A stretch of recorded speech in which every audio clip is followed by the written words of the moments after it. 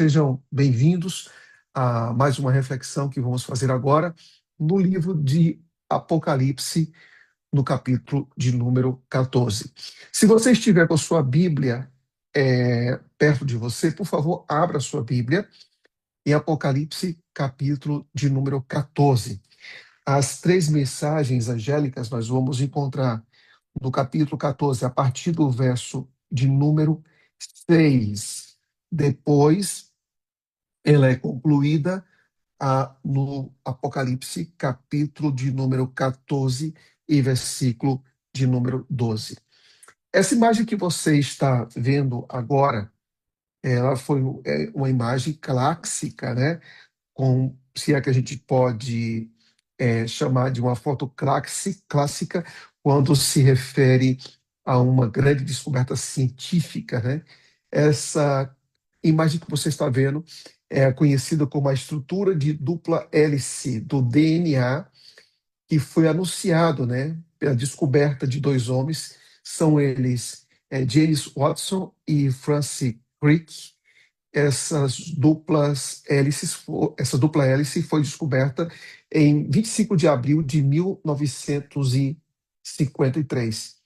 Foi um passo extremamente significativo para se entender sobre a estrutura do corpo humano, especialmente a estrutura da célula.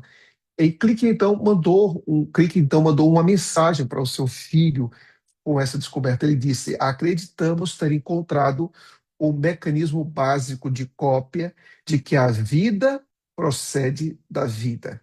Imagine o quanto estamos emocionados. Essa descoberta ela foi extremamente importante porque foi um passo significativo dentro da biologia, dentro da compreensão do DNA, enfim. E nós percebemos que logo depois os estudos continuaram e, e muitas descobertas posteriores também foram feitas, mas essa é extremamente importante porque faz uma espécie de anatomia do DNA. E a pergunta que fica é: qual é o DNA do Adventismo? Quando nós falamos de estruturas básicas que é capaz de sustentar tudo aquilo que nós somos, aonde está o DNA do Adventismo? Sem dúvida nenhuma, são as três mensagens angélicas, e nessa manhã você vai saber por quê. É importante dizer que John Pauline, ele é um estudioso de profecia bíblica. Ele diz o seguinte: as três mensagens angélicas são a proclamação final do evangelho eterno, em contraste com o sistema global de engano, chamando o mundo de volta à adoração do Criador antes da vinda de Cristo. Por que o adventismo ele é tão importante? Por que as três mensagens angélicas são tão importantes? Bem, é interessante que quando você estuda sobre o surgimento do Adventismo, ali em 1844, é, paralelo a isso, você tem alguns movimentos de natureza científica, de natureza filosófica, de natureza religiosa, que estão ocorrendo paralelamente à existência do Adventismo. Por exemplo, você tem Karl Marx com o Manifesto Comunista, que é uma obra clássica do comunismo, que foi lançada em 1848. Você tem Kardec com livros dos espíritas, ou dos espíritos, de 1857. Você tem Charles Darwin em 1859, lançando A Origem das Espécies. O que isso tem a ver com a gente? O que isso tem a ver com a filosofia? O que isso tem a ver com a religião? Bem, essas ideias elas impactaram profundamente a religião, a ciência, a filosofia e a compreensão do que é ser humano, desafiando a visão bíblica tradicional de Deus, de que Deus é criador, e também o propósito da vida, ou seja, de onde nós viemos e para onde nós vamos. Primeira mensagem evangélica, e faz um contraponto a cada um desses movimentos. Não somente desses movimentos que aconteceram ali na década de 1840 a 1850, mas também é um tema extremamente atual, relevante, e você vai saber por quê. Abra sua Bíblia, por gentileza, em Apocalipse, capítulo número 14. Vamos então para o primeiro texto, versículo número 6 e 7. Diz assim: Vi outro anjo voando pelo meio do céu, tendo o evangelho, presta atenção nisso, eterno, para pregar os que se assentam sobre a terra, e a cada nação, e tribo, e língua, e povo, dizendo em grande voz: temei a Deus e dai-lhe glória, porque é chegada a hora do seu juízo. E adorai aquele que fez o céu, a terra, o mar e as fontes das águas. Preste atenção em alguns detalhes que aparecem aqui. O texto começa apontando para o evangelho. Isso significa o quê? Significa que a maior necessidade do mundo hoje não é de uma solução política, não é de uma solução psicológica, não é de uma intervenção dentro da IA, da engenharia, não é nada disso. A maior necessidade do mundo é que as pessoas tenham uma experiência salvífica com Jesus Cristo. Conheça Jesus Cristo. Tenha uma experiência real com Jesus Cristo. E a pergunta que nós devemos fazer é: como isso é possível? Através da pregação do Evangelho. Não existe outro caminho, não existe outra alternativa a não ser conhecer a Cristo por meio da pregação do Evangelho. Então, a natureza da igreja, ela precisa ser missionária. A missão não pode ser um braço da igreja. A missão é o estilo de vida de todos aqueles que compõem a igreja, porque aqueles que nascem no reino de Deus nascem como missionário. Então, nós, pastores, devemos viver a missão. Você que é ancião da igreja deve ser alguém apaixonado por missão. Você que ocupa uma posição de liderança dentro de uma comissão diretiva ou dentro da instituição da igreja, nós precisamos viver missão quê? Porque o papel da igreja é dizer para as pessoas que a resposta para as angústias humanas, para os medos humanos, para os desafios humanos, se encontra apenas na pessoa de Cristo Jesus e sua obra redentora. Com base nisso, nós acreditamos que o começo é pelo Evangelho. Timothy Kelly diz: o Evangelho não é o primeiro degrau da escada da vida cristã, é a escada inteira. Então, tudo que nós fazemos como igreja é consequência do Evangelho.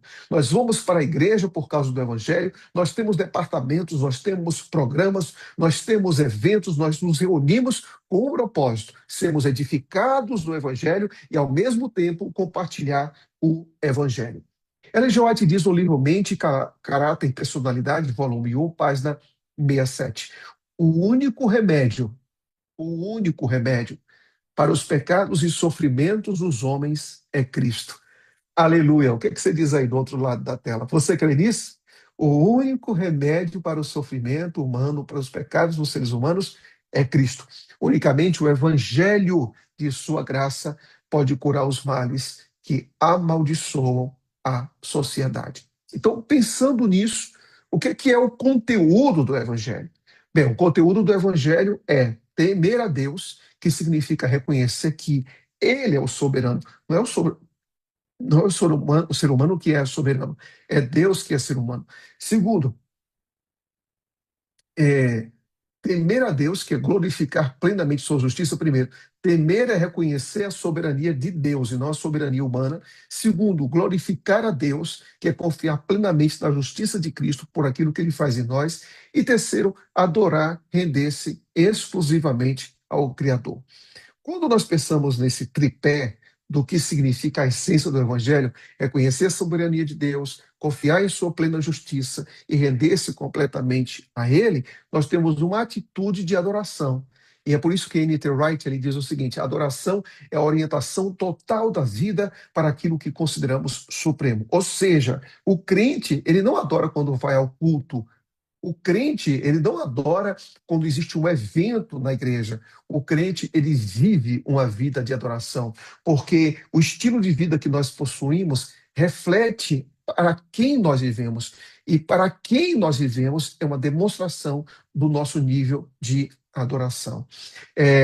George Led também diz que um elemento que está ligado, além da adoração, é o juízo. Porque temer a Deus e dar-lhe glória, porque é chegada a hora do seu juízo. Por que a gente deve considerar o juízo? Bem, o juízo é importante porque é a expressão necessária do amor santo de Deus. Se Deus não se posicionasse em relação ao mal, o mal teria a última palavra. Então, por isso que Deus tem o seu juízo, ok?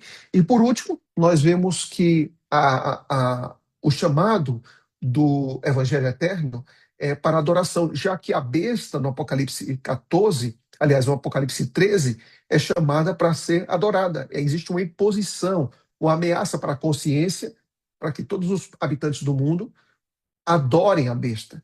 Mas a doutrina da criação, a crença na criação, nos chama para adorar ao dono da criação e não a criatura. É aqui diz a doutrina da criação. Alistair disse que a doutrina da criação estabelece o valor da vida humana e também a responsabilidade moral diante de Deus. Então, entenda, nós adoramos, nós compreendemos, temos consciência de um juízo e, ao mesmo tempo, adoramos ao Criador, porque esse é o tripé da essência da primeira mensagem angélica. A segunda mensagem, eu vou ler apenas um verso, está no verso 8, diz: Seguiu-se o outro anjo, o segundo, dizendo: Caiu a grande Babilônia, que tem dado a beber a todas as nações do vinho da fúria da sua prostituição. Ok. É importante nós, quando nós tratamos da mensagem, da segunda mensagem, entendermos que o foco está em Babilônia. Bem, se o foco está em Babilônia, vamos entender que Babilônia aqui é um sistema, é um símbolo, né, que reúne um sistema político, religioso e cultural. E qual é a essência de Babilônia? Oposição a Deus. Não é apenas uma cidade histórica ali da época de Nabucodonosor. Não, não, é muito mais do que isso. Não é somente um local próximo que foi edificado uma grande torre, não é somente isso. Mas é um modo de civilização construída sobre orgulho, a opressão e também a idolatria. Algumas passagens da Bíblia e seus respectivos significados quando se fala de Babilônia. Por exemplo, Gênesis 11, a construção da torre, independência. Isso quer dizer o quê? Orgulho. Daniel 3, adoração forçada. As pessoas foram intimidadas. Isso quer dizer o quê? Opressão e, ao mesmo tempo, idolatria. Zacarias, o símbolo de sistema que persegue. Então, o significado seria opressão. Apocalipse 14, um sistema religioso que ele cai por ser corrupto. Por que, que ele era caracterizado por sua corrupção? Porque estava se apostatando, se distanciando completamente das verdades essenciais apresentadas na palavra de Deus. Apocalipse 17 e 18 é um sistema global religioso político que está agora em completa, direta, né, e de forma afrontosa, se posicionando contra tudo aquilo que é Deus e contra o evangelho eterno. Por isso que é confusão. Jacques Sucan, um especialista em Apocalipse, diz que Babilônia é um sistema espiritual de confusão religiosa que se opõe a Deus e mistura verdade com erro. Então é importante colocarmos isso. Bem, se Babilônia ela faz isso, se Babilônia ela não está preocupada em dizer Deus não existe. Não, não, não. Não está preocupada com isso. Babilônia está preocupada em distorcer quem é Deus, em misturar verdade com mentira. Babilônia parece ser consagrada, Babilônia parece ser amiga dos povos, das nações, dos políticos. Babilônia fala de Deus, Babilônia reconhece quem é Jesus Cristo, mas não reconhece plenamente sua obra. Não reconhece plenamente Cristo como Salvador. Não reconhece plenamente a Bíblia. Tem que ser a Bíblia e mais alguma coisa. Tem que ser Cristo e mais alguma coisa. Então, esses acréscimos que são feitos faz com que exista uma espécie de conexão entre diferentes crenças, porque a bondade ela é mais importante do que o doador da bondade. O amor é muito mais importante do que a fonte de amor. A verdade pode ser relativizada. Então, quando você coloca tudo isso dentro de um pacote, você tem uma confusão. Por quê? Porque não existem regras bem definidas que espelham completa e absolutamente a vontade, a vontade de Deus. Então, a pergunta que se faz é: se nós, antes da volta de Jesus, nós vamos ter um mundo tão religioso, se antes da volta de Jesus nós vamos ter um mundo tão consagrado, se antes da volta de Jesus nós vamos ter pessoas que sim vão falar sobre o Espírito Santo, sobre reavivamento e tudo mais, qual deve ser a nossa postura nos últimos dias? A gente precisa ter completa e absoluta direção da palavra de Deus. Por quê? Porque sem a palavra de Deus, sem conhecer, sem compreender a experiência daquilo que está sendo, que foi revelado, que foi inspirado por Deus, a gente não vai ter um discernimento necessário para descobrir o seguinte: opa, isso aqui é confusão. Opa, isso aqui não tem coerência com a Bíblia. E nós vivemos em uma época, principalmente nos dias de hoje, nas redes sociais, em que existe uma enorme quantidade de conteúdo sendo colocados o tempo todo, e você vê isso, eu vejo isso.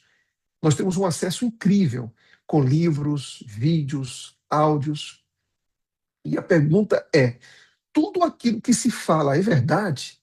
Tudo aquilo que se diz eu devo consumir, tudo aquilo que eu vejo procede da palavra, ou seja, tudo que você vê, tudo que você ouve, tudo que você lê precisa passar por um filtro. E esse filtro é a palavra de Deus. Nós precisamos ter uma coisa, sabe, amigos? Discernimento. Porque se nós não tivermos discernimento, a gente não vai distinguir aquilo que procede de Deus, aquilo que procede da palavra, e é entender a palavra não na sua superficialidade, mas tem entender a palavra, compreender a palavra em sua profundidade. John Stott diz algo bem interessante. Ele diz assim: discernimento cristão é a habilidade de pensar biblicamente em meio a uma cultura confusa. Então, nós estamos no meio de vários ensinamentos, de vários conceitos, de várias crenças, e precisamos pensar.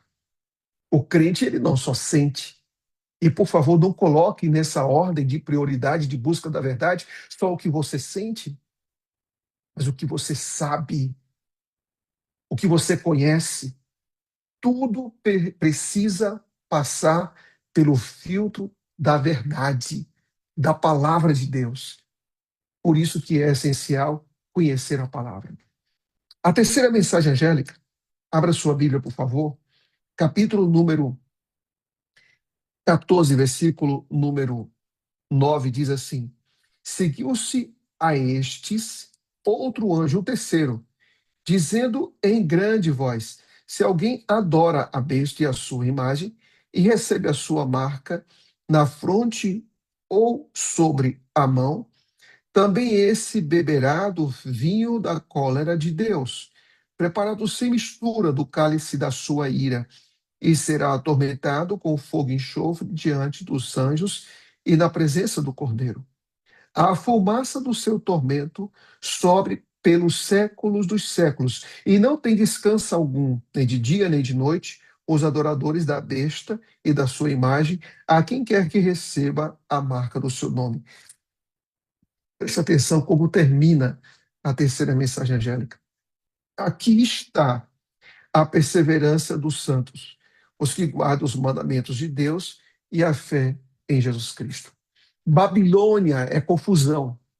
Babilônia é a mistura da verdade com o erro.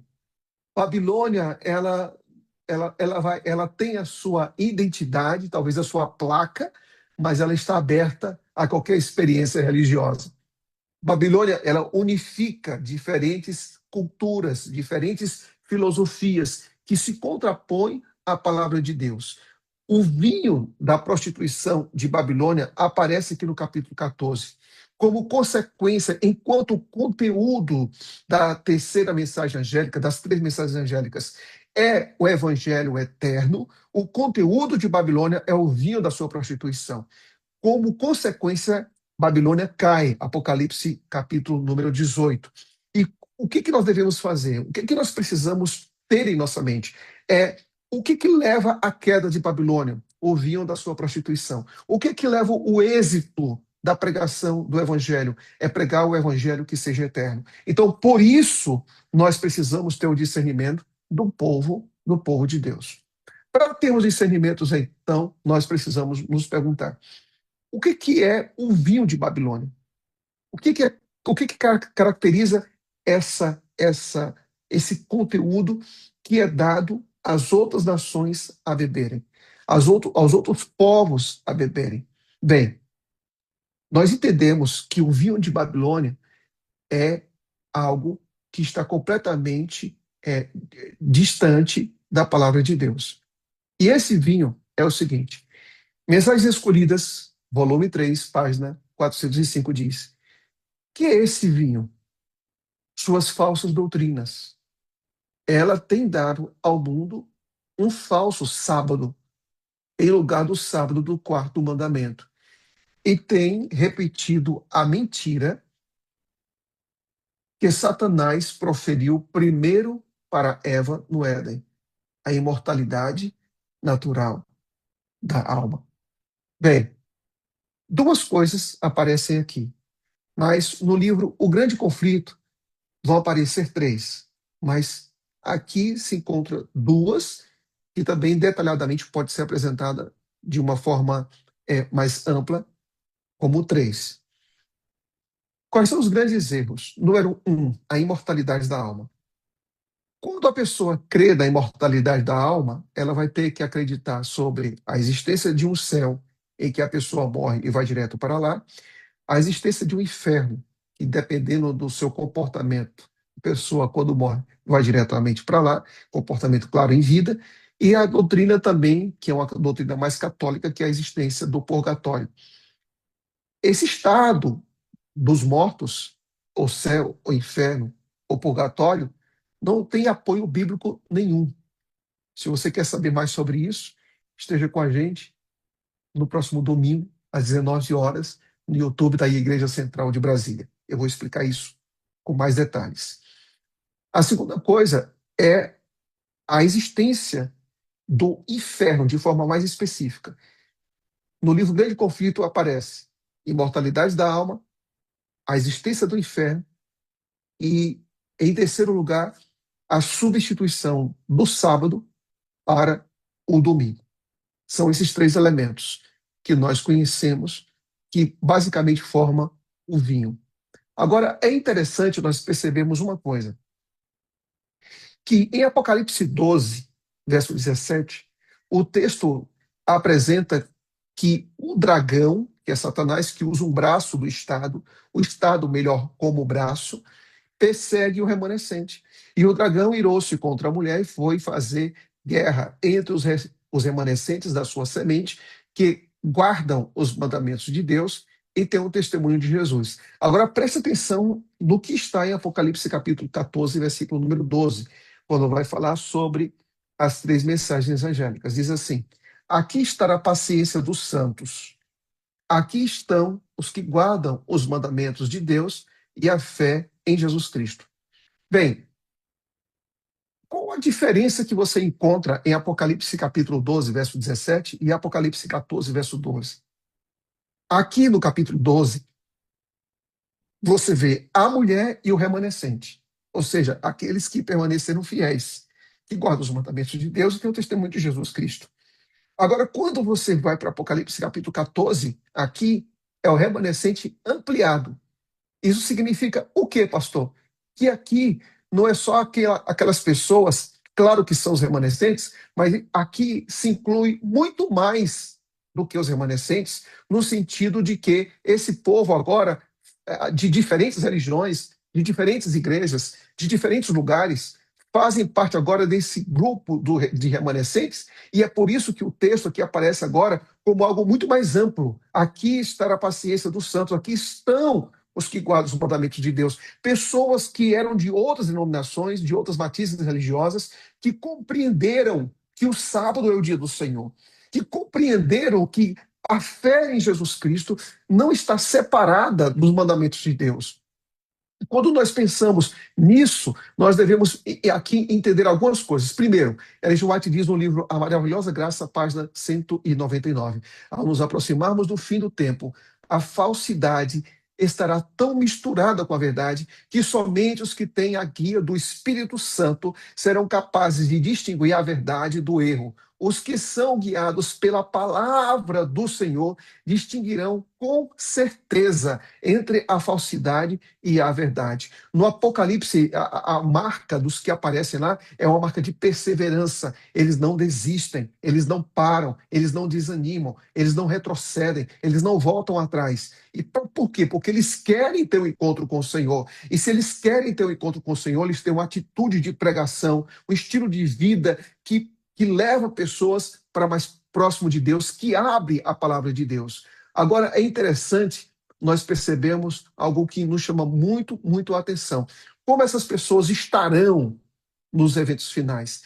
Ellen G. White diz assim: ninguém ouve a voz desses anjos, pois eles são um símbolo, esse anjo que está pregando, que representa o povo de Deus, que está trabalhando em harmonia com o universo celestial. Homens e mulheres iluminados pelo Espírito de Deus e santificados pela verdade, proclamam as três mensagens em sua ordem.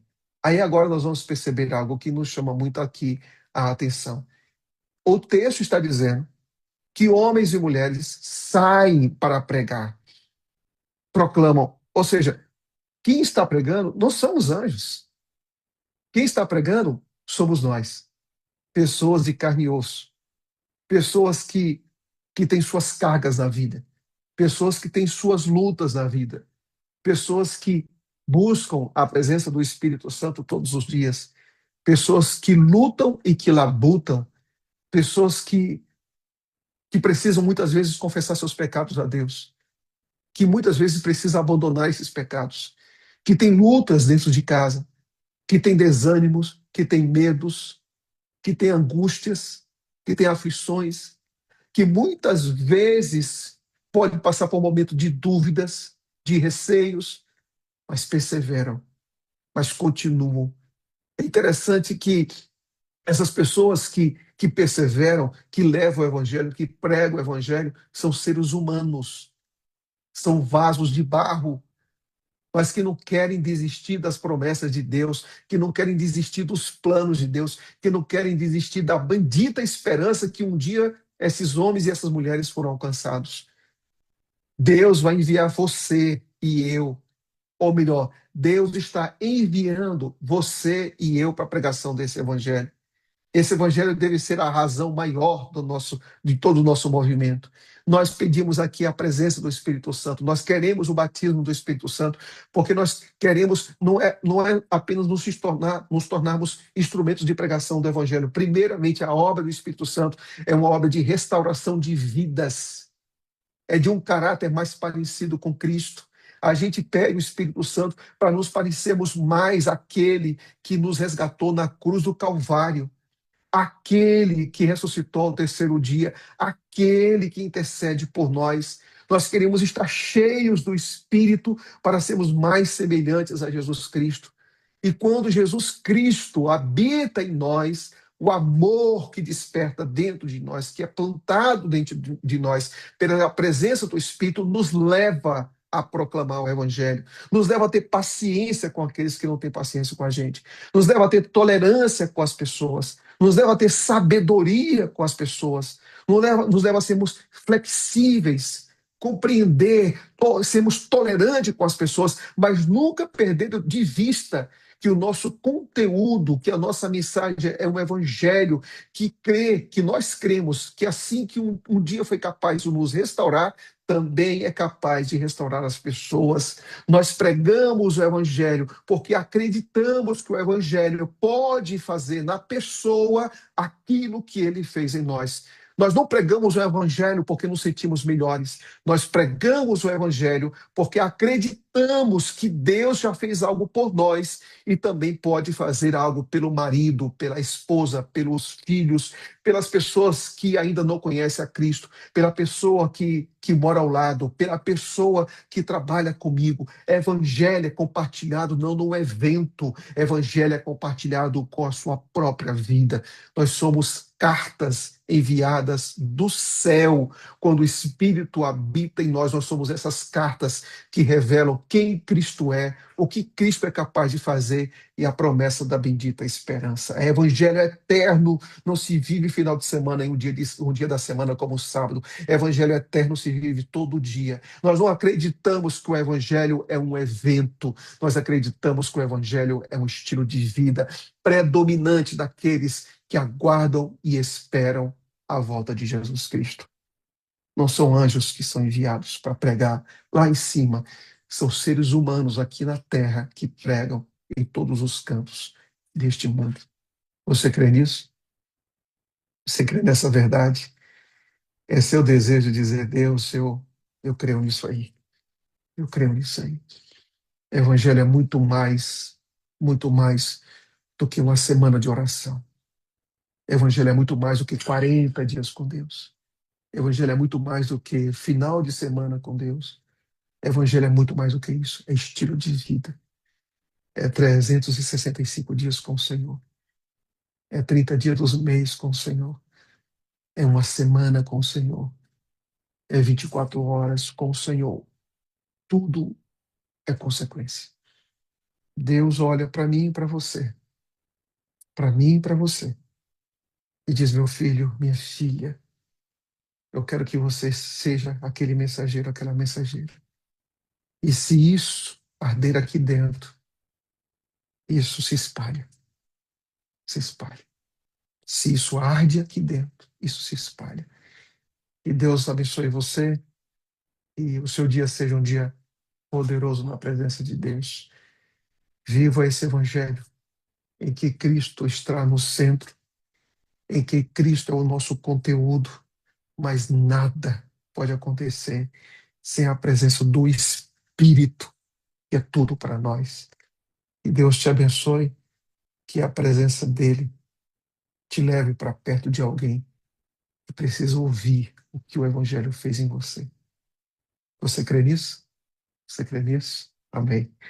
Feche seus olhos, vamos orar. Deus, obrigado pela vida. Obrigado por uma mensagem que um dia o Senhor enviou um anjo. Foi aquela pessoa que um dia tocou a nossa vida.